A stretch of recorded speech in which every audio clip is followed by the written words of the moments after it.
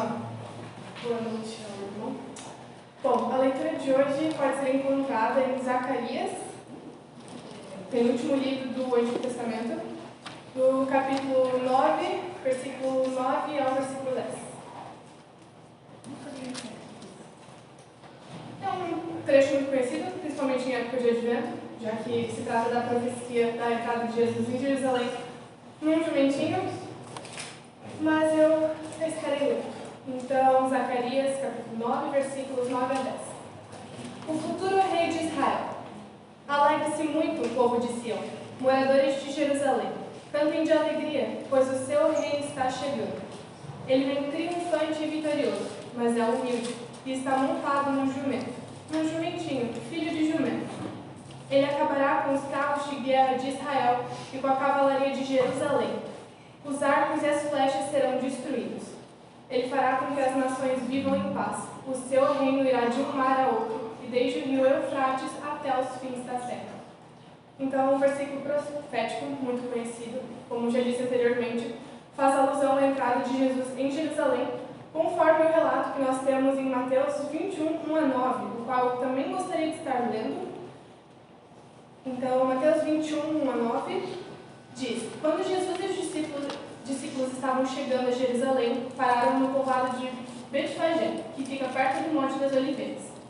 Dali, Jesus enviou 2 discípulos na frente, com a seguinte ordem: Vão até o povoado que fica ali adiante e, logo que vocês entrarem lá, encontrarão uma jumenta presa e um jumentinho com ela. Desamarrem os 2 e os tragam aqui. Se alguém falar alguma coisa, digam que o mestre precisa deles. Assim deixarão vocês trazerem logo os animais. Isso aconteceu para se cumprir o que o profeta tinha dito. Digam ao povo de Jerusalém: agora o seu rei está chegando. Ele é humilde e está montado num jumento e num jumentinho, filho de jumento. Então os discípulos foram e fizeram o que Jesus havia mandado. Levaram a jumento e o jumentinho, jogaram as suas capas sobre eles e Jesus montou. Da grande multidão que ia com eles, alguns estendiam as suas capas no chão, e outros espalhavam no chão ramos que tinham cortado das árvores.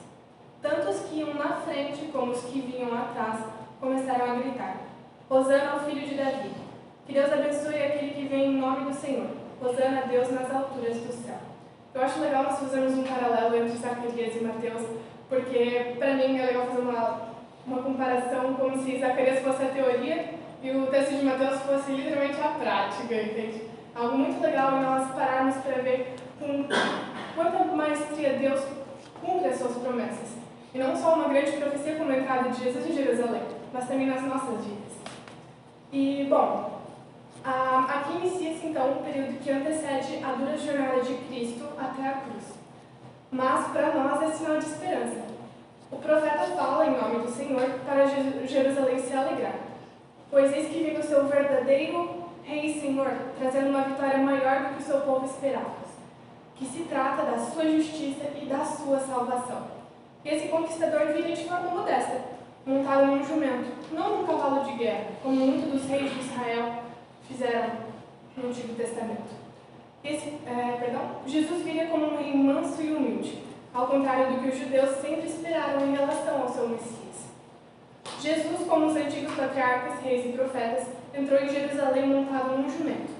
O jumento é o símbolo de docilidade, humildade, servidão ou serviço, e era o meio de transporte mais comum. Também era um animal muito usado em trabalhos domésticos. E eu acho que é só mais uma mostra de como Deus pensa nos mínimos detalhes. Bom, agora sobre o versículo 10.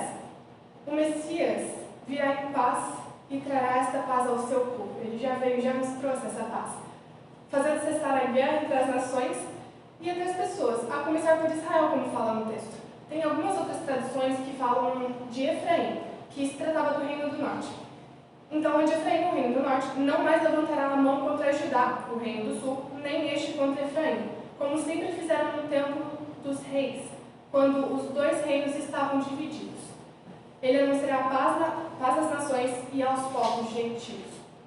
Bom, então o versículo ele deixa claro que o Messias viria tanto para os judeus e para gentios, e sua doutrina alcançaria todas as nações e todos os povos da terra. E até os lugares mais remotos do mundo seriam iluminados pela sua redenção.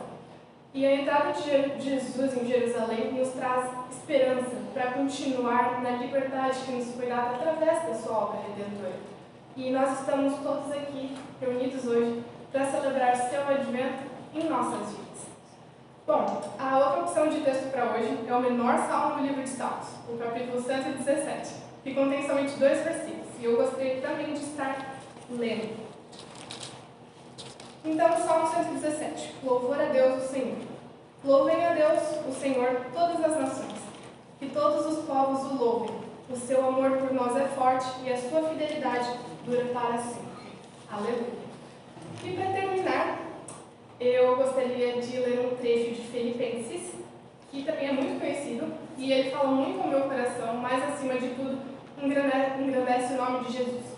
Se trata de Filipenses 2, do 6 ao 11, se vocês quiserem estar abrindo. Mas eu vou estar lendo.